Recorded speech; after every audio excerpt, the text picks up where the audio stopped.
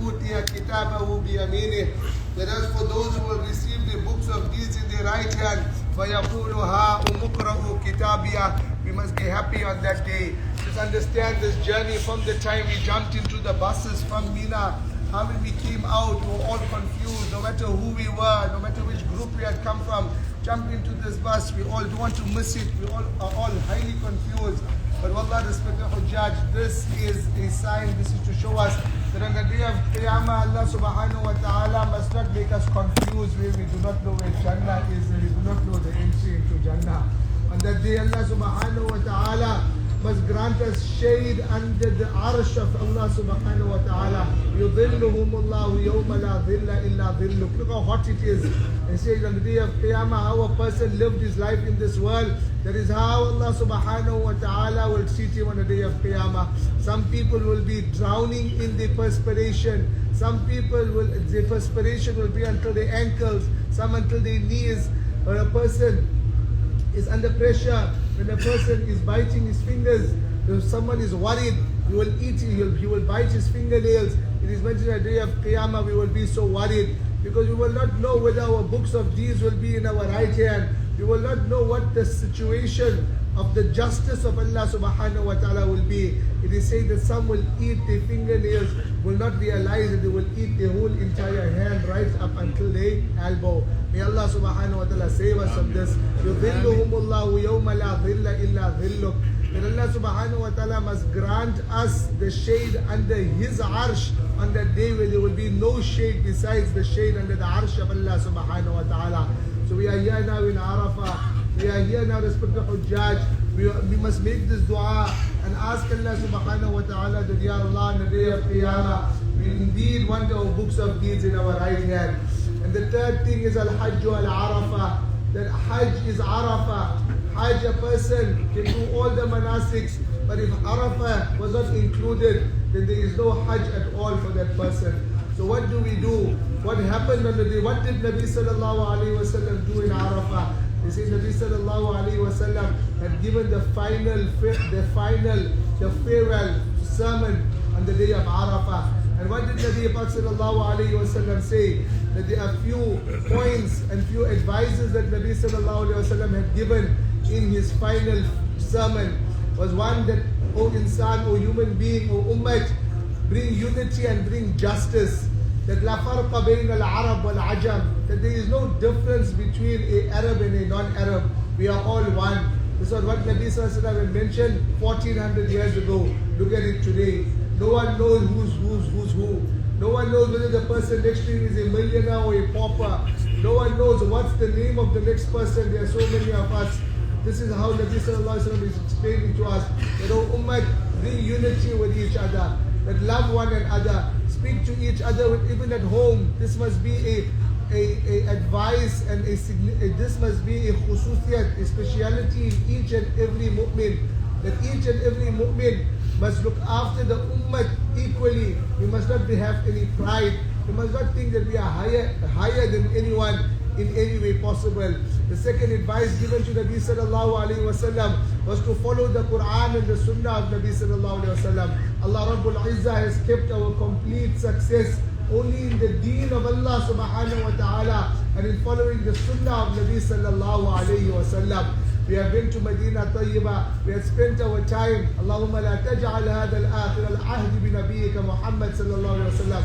Oh Allah, do not make that day the last time that we had visited Nabi sallallahu alayhi wa sallam. Allah must take us again and again to Medina Tayyibah. We make this dua that Allah subhanahu. This was the khutbah. This was the advice given by Nabi sallallahu alayhi wa sallam to bring the sunnah of Nabi sallallahu alayhi wa sallam in our life.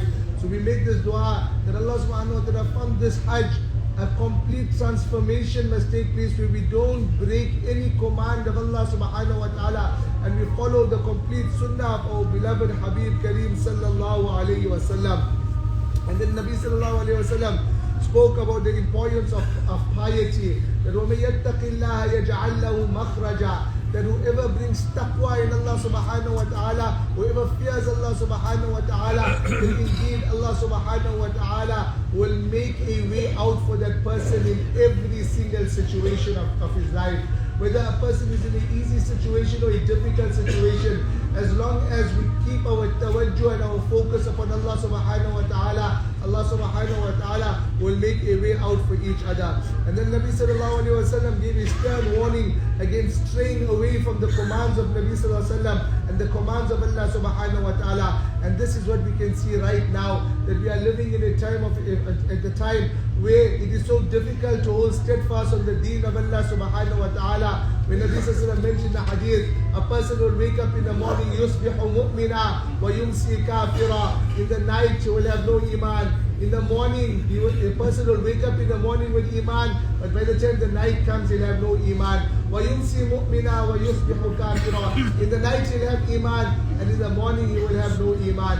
May Allah subhanahu wa ta'ala save us. May Allah subhanahu wa ta'ala save our families and our children. And may Allah subhanahu wa ta'ala save the ummah of Nabi sallallahu alayhi wa sallam. And then respected Hujjaj, it is mentioned that Nabi sallallahu alayhi wa sallam had stood the entire time from now right until Maghrib Salah. And Nabi sallallahu alayhi wa sallam had made dua. Nabi sallallahu alayhi wa sallam was constantly in dua. Hadith explained that at times Nabi sallallahu alayhi wa sallam was seen standing and his armpits were showing. Why? Because Nabi sallallahu alayhi wa sallam had his hands up and Nabi sallallahu alayhi wa sallam made dua. And what did Nabi sallallahu alayhi wa sallam ask for? Hidayat of mankind. Ya Rabbi sallim, sallim. That, oh Allah, have mercy on my ummah. Ya Rabbi ummati, ummati. Oh Allah, have mercy upon my ummah. On the day of Qiyamah, Nabi sallallahu alayhi wa sallam will be the only Nabi that will be in sajda. And Nabi sallallahu alayhi wa sallam will be saying ummati, ummati. Each and every Nabi will be saying nafsi, nafsi. But Nabi sallallahu alayhi wa sallam will be saying ummati, ummati. Nabi sallallahu alayhi wa sallam will be waiting for us inshallah. And Nabi sallallahu alayhi wa sallam will intercede for us inshallah on the day of Qiyamah. Now is the time for what? Respected Hujjaj. Now is the time for dua. Nabi sallallahu alayhi wa sallam mentioned in the hadith, dua mukh al-ibadah. The essence of ibadah is dua. Dua is the essence of ibadah. That لو بلغت ذنوبك على السماء ثم استغفرتني غفرت لك ولا أبالي. That Allah subhanahu wa ta'ala mentioned in the hadith Qudsi that لو بلغت ذنوبك على السماء. If your sins have to gather so much that it accumulates from the earth right up into the sky, ثم استغفرتني, but then you ask for forgiveness from Allah subhanahu wa ta'ala. Allah Rabbul Izzah says himself, غفرت لك ولا أبالي. I will forgive you and it will not mean anything for me. Allah subhanahu wa ta'ala, respected Hujjaj, is coming to the first heaven, and Allah subhanahu wa ta'ala is looking at us now, and Allah subhanahu wa ta'ala is saying that who is there that is asking for me, and I'm willing to give. I'm willing to fulfill all their needs. I'm willing to grant them whatever they want. You see that this is the day where Shaitan rolls in the sand and he surrenders and he says that I give up. I surrender, I lift my hands up, because today is the day where the mercy of Allah subhanahu wa ta'ala is descending. Allah subhanahu wa ta'ala mentions in different hadiths, Hadith Qudsi, Allah subhanahu wa ta'ala explains that Nabi sallallahu Allah subhanahu wa ta'ala says, Nabi sallallahu mentioned that kullu bani adama khatta'un, that each and every one of you all are sinners, but wa khayrul khatta'in at-tawwabun. But the best of sinners are the ones who make tawbah to Allah subhanahu wa ta'ala. So respected Hujjaj, this is the time now after Zuhr Salah inshallah, you will start making dua continuously right until Maghrib Salah, right until the time of Maghrib, right until the time of sunset. You will continue to make dua to Allah subhanahu wa ta'ala. May Allah subhanahu wa ta'ala grant us maghfirat. May Allah subhanahu wa ta'ala grant us forgiveness. May Allah subhanahu wa ta'ala grant us a Hajj maqbool and a Hajj mabrur. And may Allah subhanahu wa ta'ala ease the day of Qiyamah for us. How we can see how difficult and how hot it is on the day of Qiyamah. May Allah subhanahu wa ta'ala grant us coolness. May Allah subhanahu wa ta'ala grant us tawfiq and ability to live our life in such a manner where we fulfill the commands of Allah subhanahu wa ta'ala in a manner shown to us by our beloved Habib Kareem sallallahu alayhi wa sallam. And at the end of the farewell khutbah of Nabi sallallahu alayhi wa sallam, Nabi sallallahu alayhi wa sallam asked the Sahaba radiallahu ta'ala that hal ballagta, did I convey the message to you all? And they stood up and they told Nabi sallallahu alayhi wa sallam, ballagta ya Rasulallah, indeed you have conveyed the message to us. And then Nabi sallallahu alayhi wa sallam mentioned that فَلْيُبَلِّغِ الشَّاهِدُ مِنْكُمُ الْغَائِبِ. That now those that are present, take this message and take this kalima la ilaha illallah and spread it throughout entire mankind and spread it throughout the world. respect the Hujjaj. It is mentioned that after the Sahaba, they had finished up in Arafah, they had went and made wuquf in Muzdalifah, and they had went back to Mina, and they completed their Hajj. Immediately after they had completed the farewell Hajj with Nabi sallallahu alayhi wa sallam, they set off throughout mankind, and they went giving da'wat about this kalima la ilaha illallah, and the hukam and the advice which had came from Nabi sallallahu alayhi wa sallam from here in Arafah, on the day of Arafah. They had taken the hukam and the command of Nabi sallallahu alayhi wa sallam, which became a means of hidayat for you and I sitting here today. If they did not leave immediately after Hajj with the niyat and with the command and the hukam of Allah subhanahu wa ta'ala, then how would the deen of Allah subhanahu wa ta'ala reach us in South Africa? How would the deen of Allah subhanahu wa ta'ala reach the people in India? How would the deen of Allah subhanahu wa ta'ala reach the people in Indonesia? This had left from the hukam of Nabi sallallahu alayhi wa sallam, from the command of Nabi sallallahu alayhi wa sallam, which had taken place here in Arafah. May Allah subhanahu wa ta'ala grant us hidayat. May Allah subhanahu wa ta'ala grant us acceptance. And may Allah subhanahu wa ta'ala forgive each and every shortcomings of us and grant us the strength to fulfill the remainder of huquq and the remainder of manasik of this Hajj according to the sunnah of our beloved Habib Kareem sallallahu alayhi wa sallam. Let us stand, inshallah, make our subs.